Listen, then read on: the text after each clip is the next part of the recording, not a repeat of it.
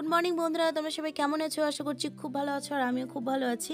মেয়ে হওয়ার পর কিনা আমার একটু গুড মর্নিংটা দেরিতেই হয়। আর দেখো, আজকে চলে এসেছে দাদা দিদি আর হচ্ছে ছোটো ভাগ্নি। কালকে বড় ভাগ্নি আর ছোটো ভাগ্নিকে রাখতে গিয়েছিল বাড়িতে বড়মশাই, কিন্তু বড় ভাগ্নি আবার চলে এসেছে মামার সাথে। আর ছোটো ভাগ্নি মাকে ছাড়া থাকতে পারে না, তাই ওকে রেখে এসেছিল। আর সকাল সকাল এসে দেখো ডাব খাওয়ার বায়না শুরু করে দিয়েছে। ছোটো ভাগ্নির এত পাকা পাকা কথা, এতটা জেদ কি বলবো, এত ঠান্ডার মধ্যেও ওকে ডাব পেড়ে দিতেই হলো।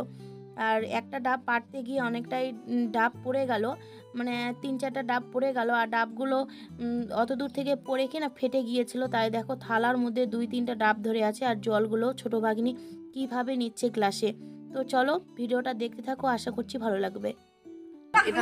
আমি খাবো বাদি আমি খাবো আমি খাবো শ্বাসটা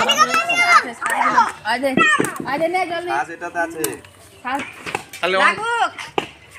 কেবল তো থালা নিয়ে উঠবি না হাত করে দাও না, এটা বাড়ায় না জলটা। আর সবাই হাত পা দিয়ে আছে, লেল করছে গেল সব।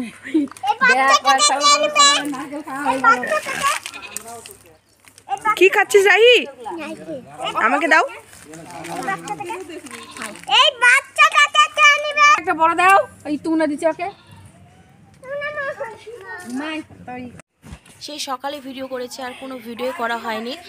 তো বরমশাইরা এখন বাড়ি চলে যাচ্ছে।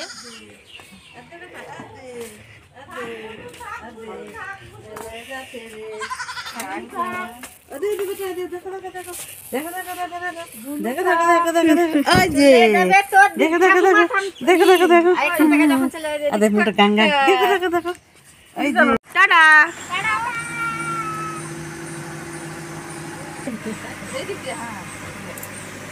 করে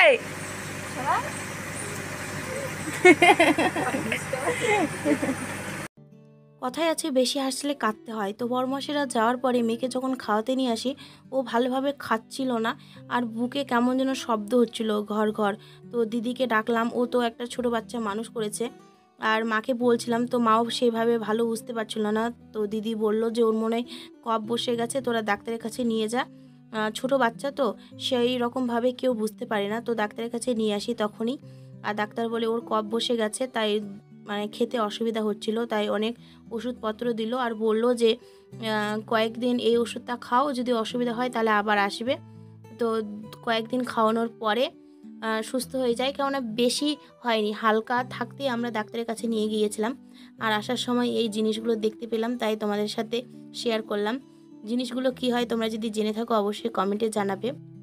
আর যখন মেয়ে হয় তখন এরকম বাড়ির সামনে সর্ষার ফুল ছিল বন্ধুরা, সেটা